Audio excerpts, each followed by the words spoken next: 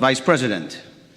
Mr. Vice President, I thank you, and I thank the Honourable Leader of the Opposition, Mrs. Kamala Persad-Bissessar, for giving me the opportunity and entrusting me to respond to this national budget. I also take this opportunity to congratulate the Honourable Leader of the Opposition when I viewed her response on television in another place, where she was able to expose this government's failure and inability to manage the affairs of the economy of our blessed nation. I would also like to congratulate my colleague, Senator Mark, who spoke before me in his continued efforts to hold this government to account. You see, Mr. Vice President, it is the government's responsibility to account to the citizens of Trinidad and Tobago in a manner in which they spend taxpayers' dollars and in the policies that they introduce through each of their ministries. It is the opposition's duty and my duty to provide the checks and balances to hold this government to account as it pertains to the details in this budget. So you can understand my disappointment, Mr. Vice President, and the disappointment of all the citizens in this country when we looked on television in another place and we saw that in this other place the government failed to present the affairs of key ministries. Instead, Mr. Vice President, we read in the papers that they shut down the budget debate, in effect abandoning their responsibilities to account to the people. Let me make it pellucidly clear to this nation. With power comes responsibility.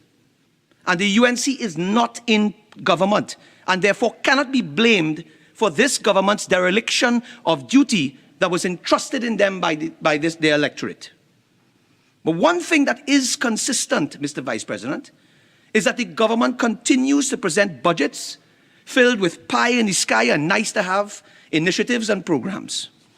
Such promises typically are never delivered by this government and rehashed and regurgitated in subsequent budget statements. All of this while evading and failing to place a comprehensive solution to deal with the core problems plaguing key economic sectors. Mr. Vice President, in my presentation, I intend to illustrate how this government has failed to transform the economy outside of the energy sector and resulted in the abandonment of key economic sectors. They have abandoned manufacturing. They have abandoned tourism. They have abandoned agriculture, just to name a few. I hear the minister saying, it's not her fault. But at this point, I would like to echo the sentiments expressed by the Honourable Leader of the Opposition when she stated that this government has declared war on the citizens of Trinidad and Tobago.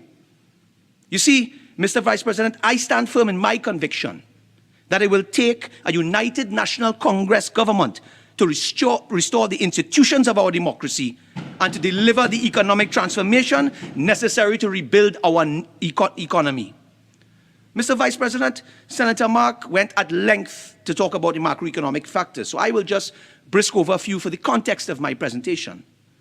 But when we look at these basic macroeconomic factors, it is clear that the budget was presented in the context of a failed government and a collapsed economy. One has to look at gross domestic product, which has declined by 17% from 2015 to 2020. Declining foreign reserves. In September 2015, when the PNM came into office, net official reserves stood at $10.459 billion. And by August 2021, this key foreign reserve statistic stood at a mere $7.1 billion. This is despite receiving $644 million from the IMF SDR allocation. We see continued reliance on Heritage and Stabilization Fund, which has now become a hallmark of this government. Mass joblessness.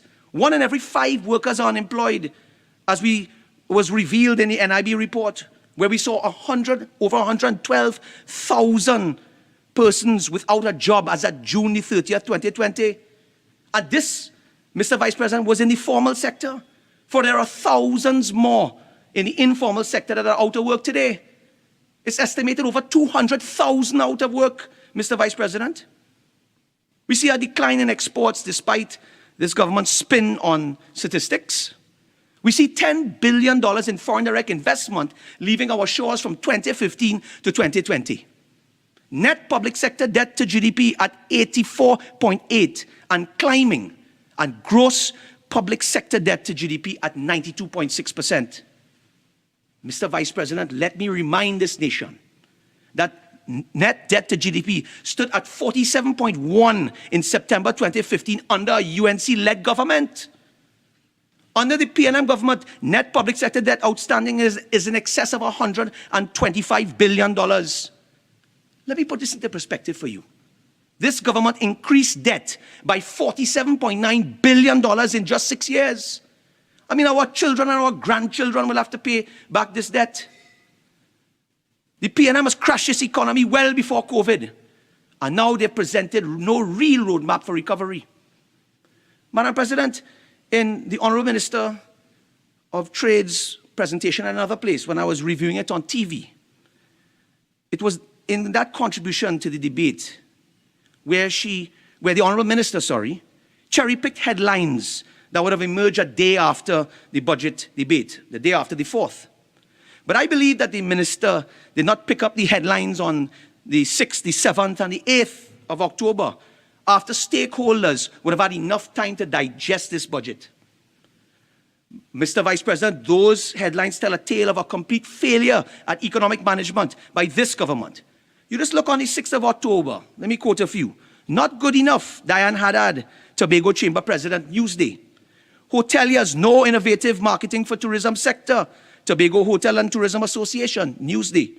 Mixed views on the budget from the agricultural sector, Newsday. Government now introducing policies from years ago, Terence Farrell Express. Government for the rich and powerful. Would you believe it, Mr. Vice President? The ex-finance minister under the PNM, Mrs. Karen Nunes-Teixeira, Express. Budget lacked transparency and accountability. Economist Marla Dukran, Guardian. Former PNM Tobago member slams budget, Guardian.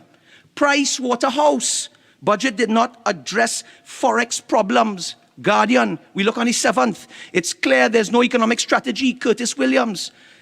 Tourism stakeholders say more must be done, Guardian. We look on October the 8th, and I believe it there, the 8th. Economist foresees future income tax hike, Express. Implementation plan needed by the Trinidad and Tobago Chamber of Commerce, Newsday. When we saw in that article, it began by stating, an implementation plan is what is missing from the budget 2022. Tobago Chamber Business, be transparent in the $50 million investment for hoteliers, Martin George, Newsday. Lots of maybes in the budget, Newsday. Tobago farmers, budget lacks direction for agricultural sector. President of the Agricultural Society, Newsday. And the list goes on. I mean, I ask myself, is there an upcoming election in Tobago? It seems that many Tobagonians, from what I see in the papers, is unhappy with this budget and with this current PNM administration. But you know, Mr. Vice President, even in those cases where the headlines appear to be in favor of the government, when you read the articles, you see that most every interest group, without exception, has criticized the state for not addressing fundamental issues that continue to send our economy into decline. I have shown you the macroeconomic indicators. I have read for you comments coming from the stakeholders representing the industries that have been earmarked by this government for diversification of the economy outside of energy. But once again, Mr. Vice President, we see a budget that is predicated mainly on oil and gas, a government depending on an energy sector to bail them out of this crashed economy. We know that the energy sector is a volatile sector. It is hard to predict. Yet this government has done nothing to take us out of the clutches and dependency of the energy sector. When we hear the Honorable Minister of Finance speak of diversification outside of the energy sector, we hear him mention industries such as tourism, trade and manufacturing, and we hear him talk about agriculture. But as it stands, however, we hear nothing of substance coming out of these three key areas. And I would now like to take this opportunity to say a few words on these industries as I see it in the budget. Mr. Vice President, I look at tourism, and the main issue with tourism is the government has failed to produce a proper master plan for tourism in Trinidad and Tobago. We see a hodgepodge of projects that seem to follow no plan. They appear to fly in the face of transparency and accountability and seem to be a departure from the practice of a feasibility study outlining a return on investment. For example, we're looking at this airport costing $1.2 billion. I ask myself, where is the cost-benefit analysis to show that the taxpayers in this country, that the government is justified to spend one of the largest capital expenditure items during their entire tenure? Mr. Vice President, in last year's budget speech, the PNM stated, and I quote, "The A.N.R. Robinson International Airport, upon completion, will provide a state-of-the-art passenger terminal, not an airport, a terminal, with a capacity of 3 million passengers per year." It was the Prime Minister of this country that stated that they were expecting an influx of tourists to Tobago. And as a result, the airport is earmarked to support such. This project has been on the cards since October 2020. But it was in February 2020 that the Tobago Tourism Agency Limited had announced that there were a mere 19,942 international stayover arrivals in 2019. And this was before the COVID pandemic, COVID-19 pandemic. This is in regular times. So where's the plan of action? Where's the marketing plan to attract tourists into Trinidad and Tobago? Where's the meetings held with confirmations from various airlines with estimated headcounts of persons entering from year 1 to year 5, moving us from 20,000 to 1 million tourists entering, where you can then put a revenue amount per head to know if you are getting a return on investment for this $1.2 billion being spent? In other words, where are the million tourists coming from? Which airlines are conducting this airlift? I've heard the Minister of Finance speak that KLM Airlines, one airline. Then in Saturday's Express, we know that KLM is set to land in Piarco, not Tobago.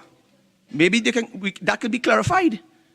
But I ask myself the question, where are the ramped up flights from Virgin? The additional seats from British Airways committed?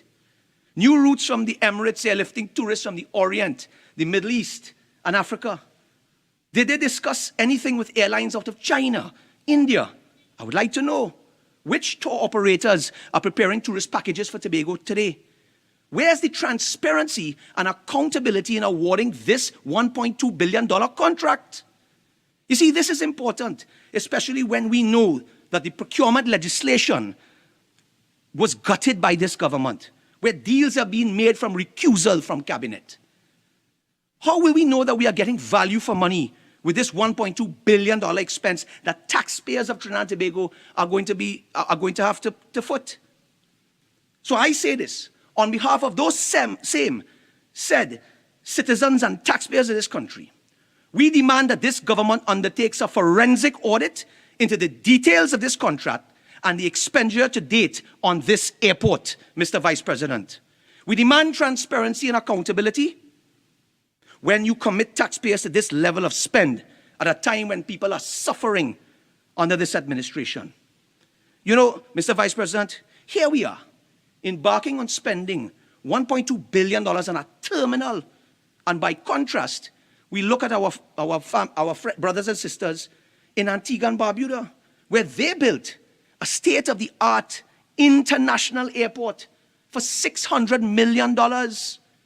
Which included, listen what they got, 4 jet bridges, 46 check-in counters, 15 self-check-in kiosks, a large departure lounge with 30 retail units, free Wi-Fi, restaurants, 3 lounges. What are we getting for twice the price?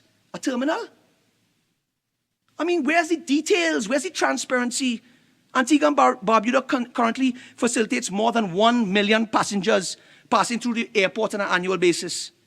Antigua and Barbuda gets more long-stay visitors in 1 month than Tobago experiences an entire year. I mean, there's much we could learn from them. But we have heard nothing. But Mr. Vice President, let me be clear. We have nothing against a terminal in Tobago, you know. But as we consider this project, we have to ask ourselves, where is the hotel room stock to accommodate this influx of tourists? The government speaks of putting about, and I estimated from reading the budget, somewhere around 300 rooms. But can that accommodate 3 million plus tourists claimed by the by this government. So there's no feasibility study done here, or that has been presented to this population. And you know what that reminds me of, Mr. Vice President?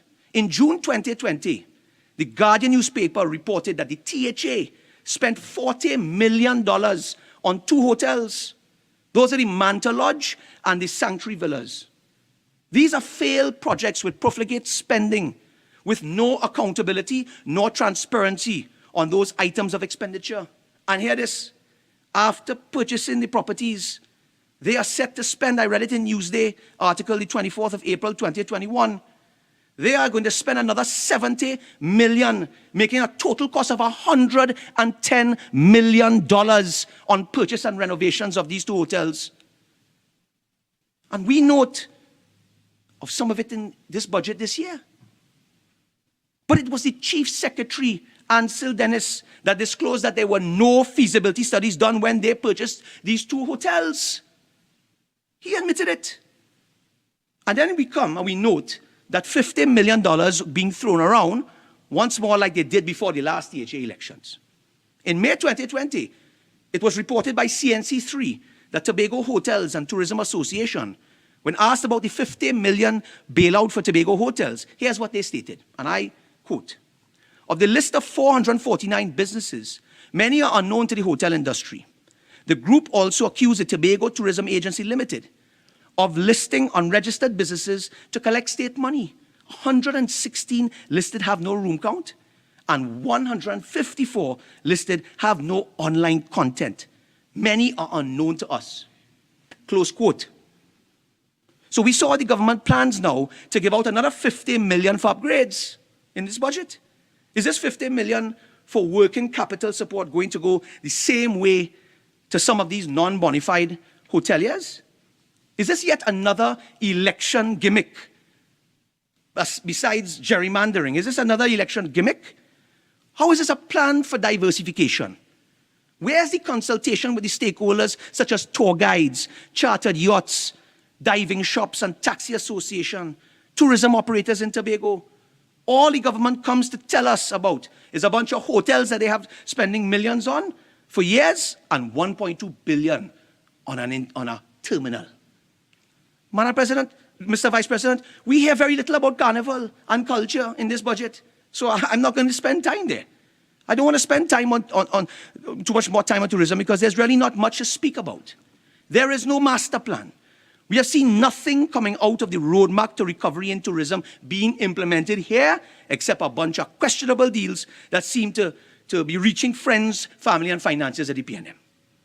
We see deals such as the PPP, like the one with E-Tech and a private sector company at Rockley Point, done without transparency and accountability, designating hundreds of millions in value in prime land and taxpayers' dollars in a joint venture. Now, let me make it clear to my honorable colleague, there's nothing wrong with government and private sector investment. However, it must be done with proper transparency.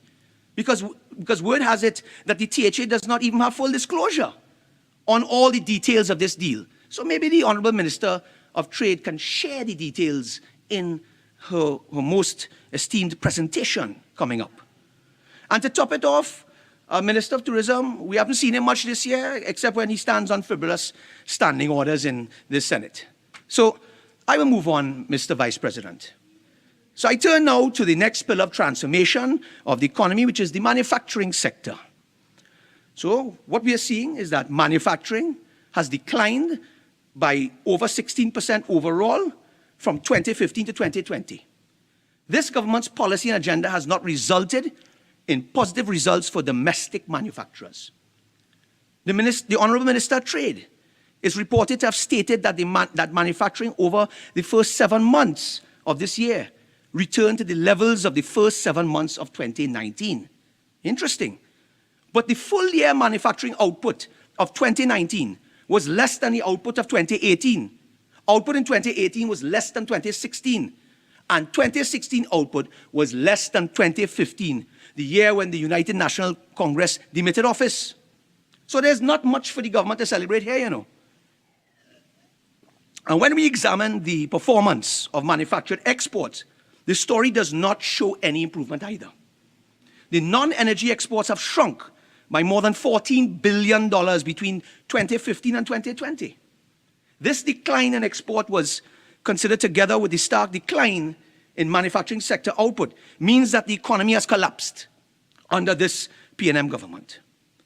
The Minister of Finance said in his budget presentation, and I quote, "We are supporting the Trinidad and Tobago Manufacturers Association in its drive to double by 2025 non-energy manufacturing exports. However, when we look at the total manufacturing and exports, they have both declined, as outlined, by about 16% and 37% respectively from 2015 to 2020. Does that sound like support for the TTMA?" The Minister of Finance said he wants to support manufacturers, but based on our consultations with the sector, the Minister of Finance has not taken on board their agenda. In this budget statement, the Honourable Minister of Finance continues to peddle nice-to-have measures for SMEs and policy treats for the big boy businesses. However, the Minister fails to address the core issues impacting on the success of an already beleaguered manufacturing sector. The three core issues are namely VAT refunds, foreign exchange availability, and the ease of doing business. And unless the Minister addresses these issues, SMEs and businesses will not benefit from the fiscal measures in the budget, and foreign direct investment will not be attracted into Trinidad and Tobago. So I will focus on these issues now, Mr. Vice President. The Minister of Finance failed. When we look at VAT refunds, the Minister of Finance failed to inform this Parliament how much VAT refunds were paid in fiscal year 2021 and what is the total amount of VAT refunds owed to date. The Minister boasted about a windfall received via the tax amnesty in excess of $1 billion. Yet he's still not forthcoming on the specifics of outstanding VAT refunds and when the balances will be settled. These are some points you must note, Mr. Vice President. VAT refunds are owed to businesses. They do not belong to the state. They must pay back the manufacturers.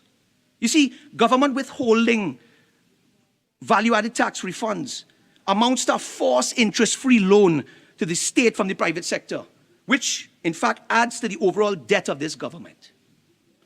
Mr. Vice President, it was reported that $3.8 billion in VAT refunds and VAT bonds were issued in 2020, yet no disclosure on the amount owed to companies and no information on balances owed in 2021. Furthermore, the Minister did not inform of the total payments made in 2021, nor the quantum accrued this year. I think some of the chambers were estimated that it was in the sum of billions being owed. The Minister of Finance in his budget stated that they are ensuring a timely release of VAT funds. This has to be a misprint. Another one, in fact. You see, in the current tax amnesty, the government is focused on effecting payment of taxes to the state. But at the same time, the state is holding back VAT owed to the private sector. Mr. Vice President, it was on May 2021 when we see the Trinidad and Tobago Chamber of Commerce via a letter clamoring for the Minister of Finance to keep VAT bonds current and consistent. The CEO of the T&T Chamber spoke at length regarding the lack of VAT refunds after they held out such great hope in the aftermath of October 2020 budget presentation. And I hope they're not holding their breath this year. So I put it to you that the government must stop operating as though they're giving some favors in paying back VAT refunds in this COVID time. VAT belongs by law to the businesses in this country, which the government is obligated to pay. You see, when you turn to VAT Act Chapter 7506 in Section 35.3, it clearly states the government is obligated by law to pay 1% per month interest on any outstanding VAT refunds that have exceeded 6 months from the date of owing.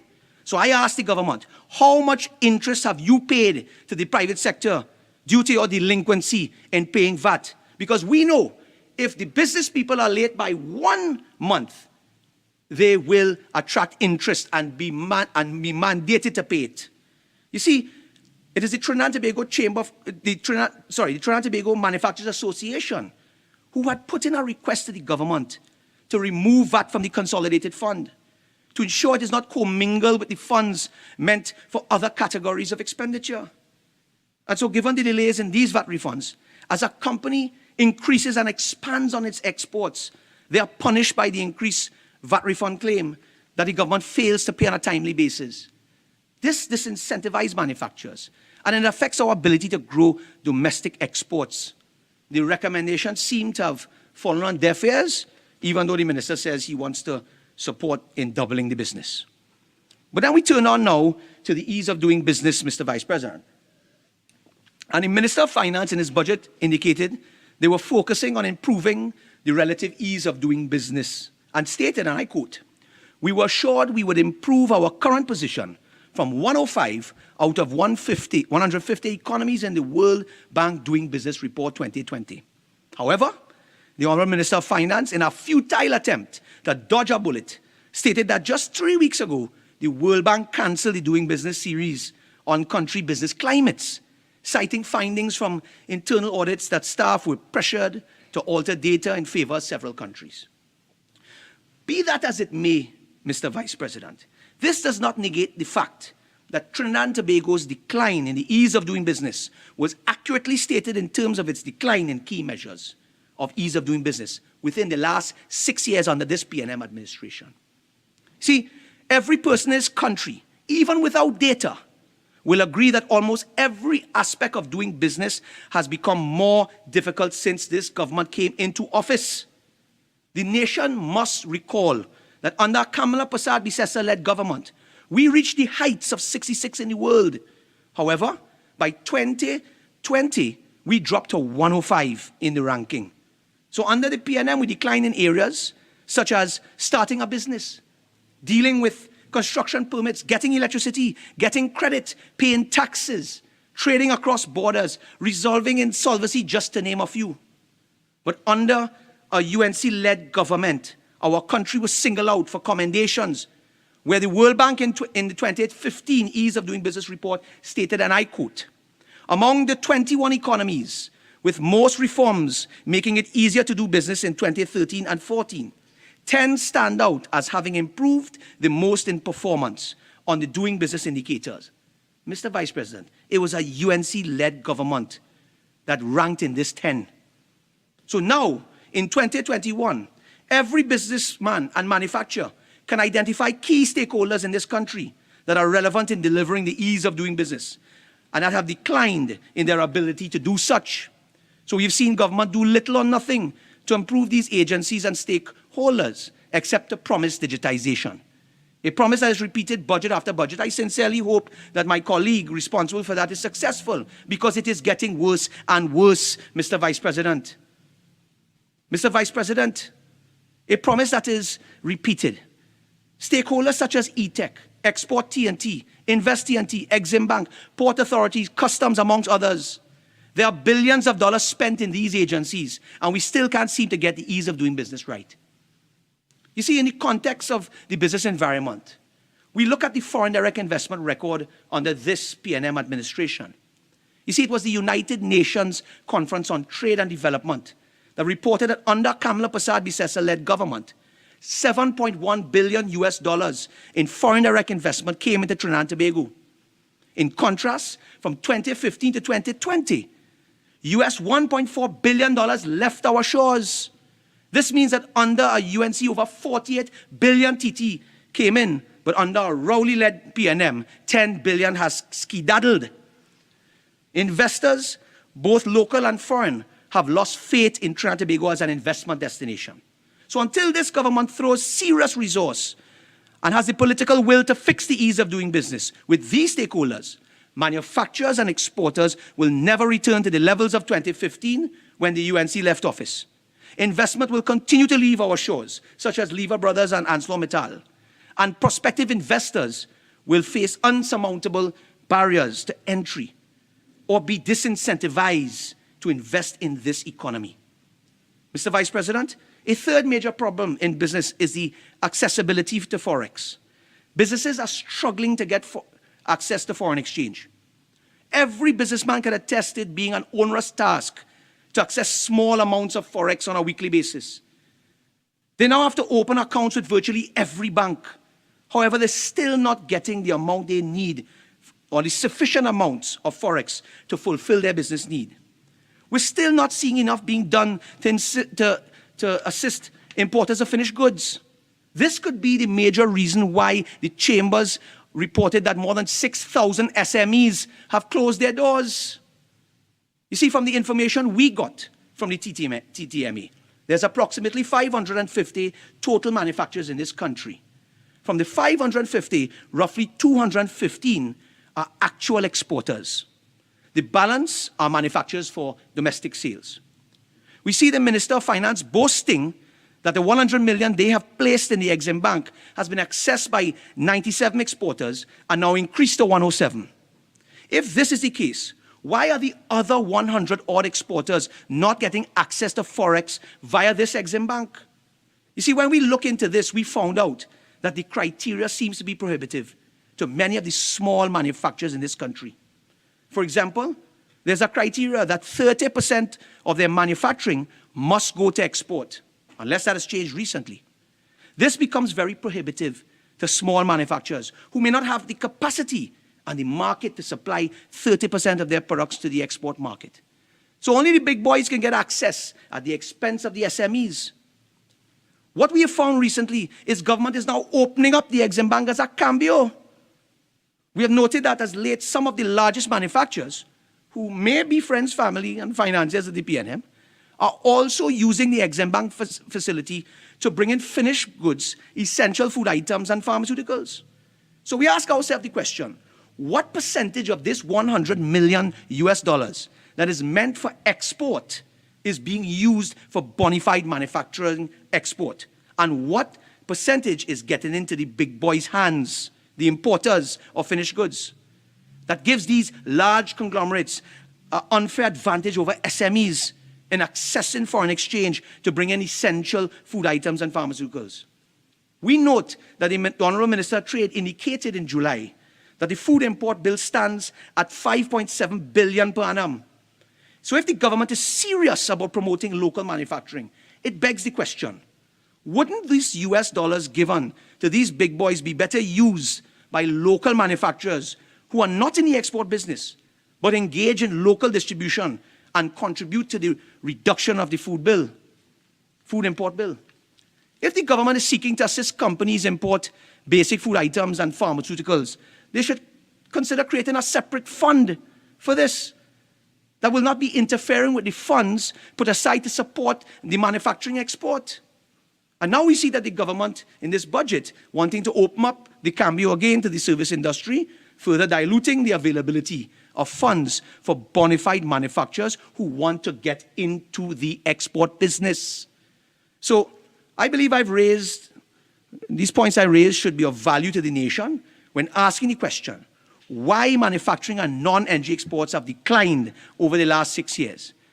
And you know, Mr. Vice President, despite the praises the government received from specific chambers on fiscal measures such as $50 million in professional services and to support the SMEs, the innovation incubator projects, the junior stock exchange and the tax holidays, the SME loans, none of these initiatives will work if you do not address the key issues for SMEs that I just discussed. I just turn now, Mr. Vice President, to e-tech. An important aspect of our nation's industrialization agenda has to do with the 20 or more e-tech parks. The tenants of the e-tech parks contribute to this economy. The broader manufacturing sector contributes approximately 60,000 jobs. There are approximately 30,000 that work in the e-tech parks. And according to the Minister of Finance, the overall manufacturing sector contributes to 19.3% of GDP. But you have to remember, Mr. Vice President, these parks were established since 1970, in the 1970s, sorry. And according to some of the park stakeholders that I've spoken to, the infrastructure has been run down. And the current state of these parks call for an annual funding in the tune of close to $50 million to bring them all up to the level of updated status. However, in the Infrastructure Development Fund allocated for e-tech, it is a mere $5.6 million. This is after removing estimates from the single electronic window and the Magna Grand. From this figure, 3 million is reserved for one park in Factory Road. Senator, you have 5 more minutes. Thank you, Mr. Vice President. And a paltry sum of 2 million is earmarked for drainage and fire hydrants, which works out to less than 100,000 per park, which cannot achieve anything, especially as nothing was spent in the past 2 years in these line items. Amazingly, though, we see 600 million is earmarked to construct a transit hub. So we ask if this is another bus shelter or some feasibility study.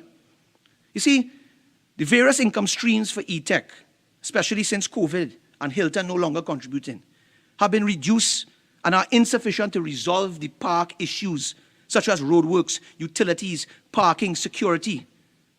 You know, some of the tenants had suggested that the e-tech could sell 99-year leases to tenants currently holding the 30-year leases. And they estimated that this could generate at least up to $1 billion, which would give them the earnings to make the upgrades needed.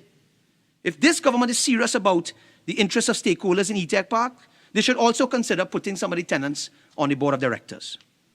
Mr. Vice President, with my limited time I have left to agriculture, I don't intend to spend much time there. What is there to speak about in agriculture? We have read in all the newspaper articles the disappointment from stakeholders. We have listened to the Honourable Minister of Finance regurgitating the same speech from 2020, where he stated that agriculture is a tax-free industry, even though we know that that's not entirely true. Once more, pie-in-the-sky promises of grants and initiatives, nothing that would promote the diversification of this economy outside of the energy sector through agriculture. What we did observe, though, Mr. Vice President, is a decline in budget allocation to agriculture, namely a cut in the Agriculture Stimulus Package Fund in the Ministry of Finance, which they boasted about in the last budget of $500 million, now being reduced to $300 million. And Mr. Vice President, this is after only $10 million was spent directly from last year's allocation, and a further approximate $62.31 million was transferred to the Ministry of Agriculture under the reoccurring expenditure and spent under this notorious food box program. This means for the $500 million earmarked for agricultural diversification, we can account for only $72.31 million spent, unless the Honourable Minister could show us where it is. This means that $427.69 million in last year's budget promised to the farmers was a mamagai and was not utilized, while farmers suffer from flooding, no access roads, perennial larceny. And when we questioned the Honourable Minister of Agriculture in a previous debate earlier this year, the Honourable Minister had stated that this 500 would roll over into next year's financial. And so this begs the question, given that only 72.3 million was spent, is the government being genuine to the nation by promising 300 million in this financial year? Well, it is my belief, Mr. Vice President, that the Minister of Finance will once again throw my good friend, the Minister of Agriculture, under the bus. And this money will be a mamagai to the farming community. If the Minister of Finance is serious about agriculture, then he must stop paying lip service and put the $300 million squarely under the Ministry of Agriculture. Give my friend a fair chance, Mr. Vice President. You know, Mr. Vice President, for this government or any government to be successful in the diversification of the economy outside the energy sector, it requires an economy that is safe. It requires a Trinidad and Tobago police service that is efficient and effective. But what we see now is this government ushering the nation into a constitutional crisis in Trinidad and Tobago police service. A constitutional crisis that has caused the country to lose one of the best and most effective commissioners of police in our history. For the first time in our history, the police is without leadership. And today we see what has happened in Tong and Port of Spain. This is the time we need leadership. And all this while the TTPS has been under-resourced over the last 3 years, with budgets being slashed every year from estimated allocation. The capital expenditure cuts total $144 million in Gary Griffith's 3 years, a slash of 30%. And as I close, Mr. Vice President, the evidence is clear. This is not a budget. This is an open war on the economy of the people of Trinidad and Tobago. This is a government more interested in advancing people than advancing economic prosperity for all. This government should hang, all of them should hang their heads in shame, They should feel shame for the pain and suffering they've inflicted on the citizens while their friends, family, and financiers enrich themselves. They have no vision. They have no plan. And they have no concern for the people of Trinidad and Tobago. This government has recused itself from tackling the serious problems which face this nation. And I thank you, Mr. Vice President.